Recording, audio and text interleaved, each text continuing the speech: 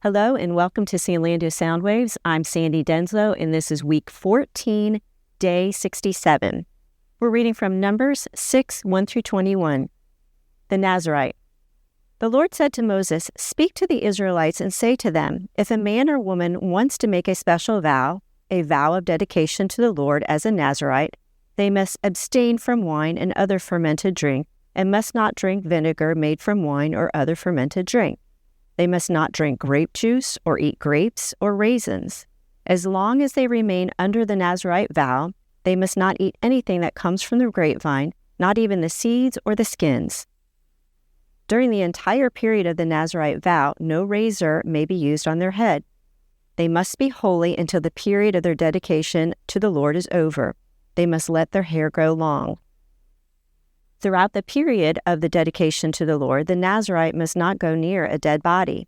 Even if their father or mother or brother or sister dies, they must not make themselves ceremonially unclean on account of them, because the symbol of their dedication to God is on their head. Throughout the period of their dedication, they are consecrated to the Lord. If someone dies suddenly in the Nazirite's presence, thus defiling the hair that symbolizes their dedication, they must shave their head on the 7th day, the day of their cleansing. Then on the 8th day, they must bring 2 doves or 2 young pigeons to the priest at the entrance to the tent of meeting. The priest is to offer one as a sin offering and the other as a burnt offering to make atonement for the Nazirite because they sinned on being in the presence of a dead body. That same day, they are to consecrate their head again. They must rededicate themselves to the Lord for the same period of dedication and must bring a year-old lamb as a guilt offering. The previous days do not count because they became defiled during their period of dedication. Now, this is the law of the Nazirite when the period of their dedication is over. They are brought to the entrance to the tent of meeting. There they are to present their offerings to the Lord, a year-old male lamb without defect for the burnt offering, a year-old ewe lamb without defect for the sin offering, a ram without defect for the fellowship offering, together with their grain offerings and drink offerings, and a basket of bread with the finest flour and without yeast, thick loaves with olive oil mixed in, and thin loaves brushed with olive oil. The priest is to present all of these before the Lord and make the sin offering and burnt offering. He is to present the basket of unleavened bread and is to sacrifice a lamb as a fellowship offering to the Lord, together with its grain offering and drink offering. Then, at the entrance to the tent of meeting, the Nazirite must shave off his hair that symbolizes their dedication. They are to take the hair and to put it into the fire that is under the sacrifice of the fellowship offering.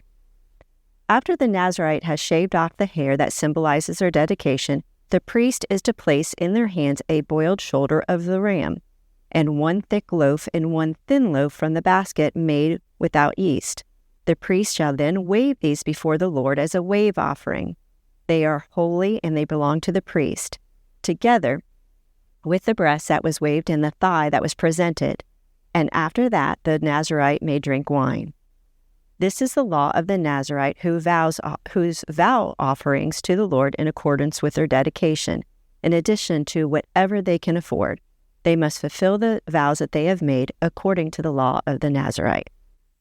So now let's go to our 7 questions or 7 arrows from our devotion book. And this is on page 83. But before that, we'll ask our 7 questions, which first starts with, what does the passage say? What did this passage mean to its original audience? What does this passage tell us about God? What does this passage tell us about humanity? What does this passage demand of me? How does this passage change the way that I relate to people? And how does this passage prompt me to pray to God? Now let's look at the devotional that is on this page 83. And it says, the Nazirite vow was a special promise certain men made to indicate their commitment to a distinct form of holiness. Their role within the nation of Israel was unclear, yet their holy life was a symbol of God's calling on his people. The commitments made by those who took the Nazirite vow showed that holiness was concrete. It involved real-life commitments that marked someone as distinct in the world. Holiness has practical implications for the lives of God's people, which can be observed by others. This is true throughout God's story. His people, saved by grace, are called to live distinctly holy lives that others can see. This holy life isn't pursued in an effort to earn God's favor or point praise to the holy people themselves.